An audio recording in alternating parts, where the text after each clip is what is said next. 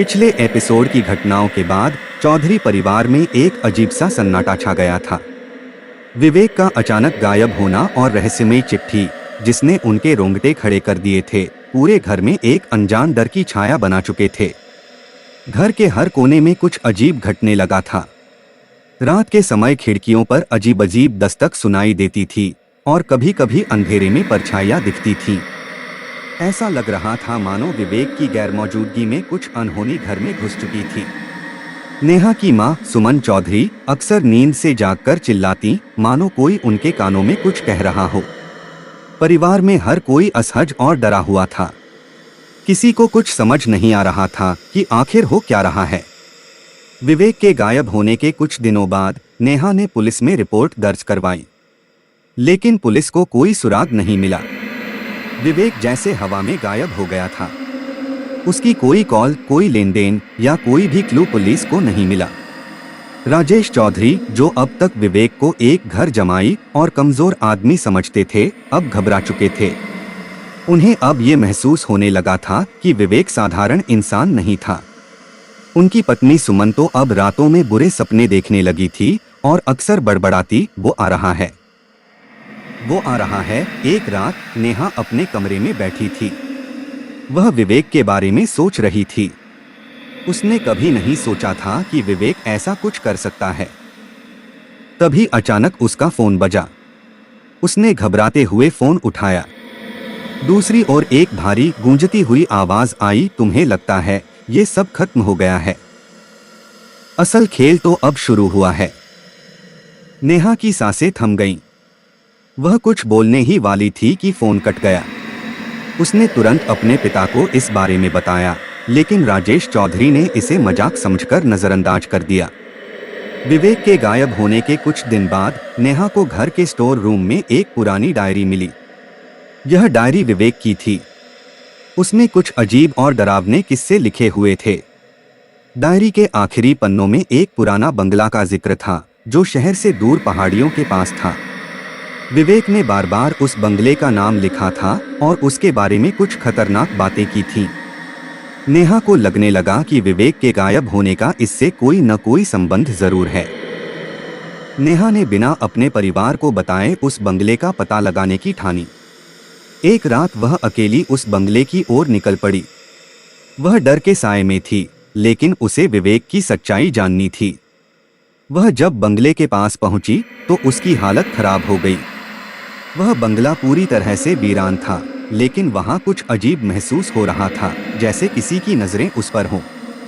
दरवाजा खुला हुआ था और अंदर से अजीब सी आवाजें आ रही थीं। नेहा ने हिम्मत जुटाई और अंदर चली गई। बंगले के अंदर जाते ही नेहा ने देखा कि दीवारों पर अजीबोगरीब चित्र और खून के निशान थे। ऐसा लग रहा था जैसे कोई तांत्रिक पूजा हुई हो। हवा में भारीपन था और वातावरण बेहद भयानक था। हर कदम के साथ नेहा के दिल की धड़कनें तेज होती जा रही थीं। नेहा जब आगे बढ़ी तो उसे एक गुप्त दरवाजा दिखा, जो फर्श के नीचे छिपा हुआ था। उसने दरवाजा खोला और एक सीढ़ी नीचे की ओर जाती हुई दिखी। उसकी हिम्मत जवाब देने लगी थी, लेकिन कुछ अदृश्य शक्ति उसे नीचे की ओर खींच रही थी। वह धीरे धीरे सीढ़ियों से नीचे उतर गई। नीचे एक अंधेरा कमरा था और वहां एक बड़ा आईना रखा हुआ था। अचानक आईने में कुछ हलचल हुई। नेहा ने देखा कि आईने में उसकी परछाई नहीं, बल्कि किसी और का चेहरा दिख रहा था। वह चेहरा विवेक का था, लेकिन वह विवेक वैसा नहीं था जैसा नेहा ने देखा था। उसकी आंखें लाल थीं और चेहरा घिनौना और भयानक था। नेहा का पूरा शरीर सिहर उठा। वह चिल्लाने ही वाली थी कि तभी पीछे से किसी ने उसकी कलाई पकड़ ली। उसने डरते हुए पीछे मुड़कर देखा और वह दृश्य देखकर उसकी चीखें गले में ही दब गईं।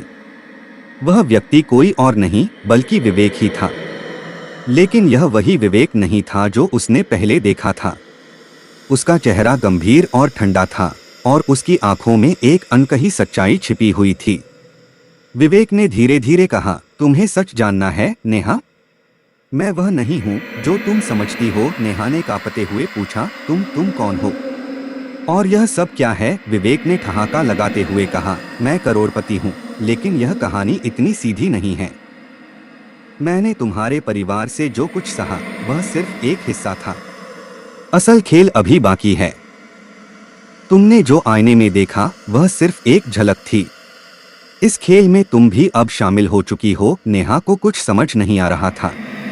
वह भागने की कोशिश करने लगी, लेकिन विवेक ने उसे रोक लिया। विवेक की आंखों में अब अजीब चमक थी। यह बंगला मेरे परिवार की पुरानी विरासत है नेहा। यहाँ ऐसी शक्तियाँ हैं जो सामान्य इंसान की समझ से परे हैं।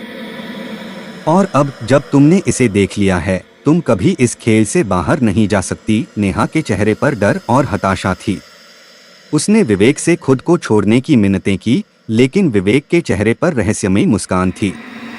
वह धीरे धीरे पीछे हट गया और बोला, अब तुम मेरी दुनिया में हो नेहा, और यहाँ से कोई बाहर नहीं जा सकता। नेहा की आंखों के सामने अंधेरा छा गया।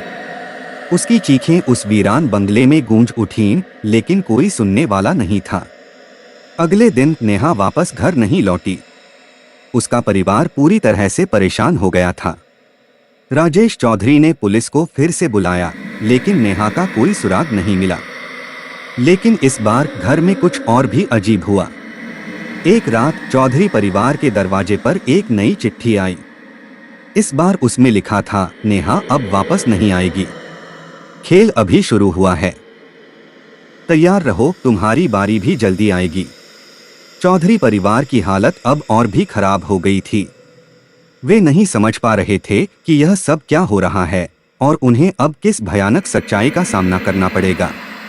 क्या नेहा वापस आएगी? विवेक का असली चेहरा क्या है? और चौधरी परिवार को आखिर कौन सा खौफनाक खेल खेलने पर मजबूर किया जा रहा है? यह रहस्य अगले एपिसोड में खुलेंगे। अगला एपिसोड जल्द ही आ रहा है। बने रहें और देखिए क्या होता है इस डरावने खेल का अगला मोड़।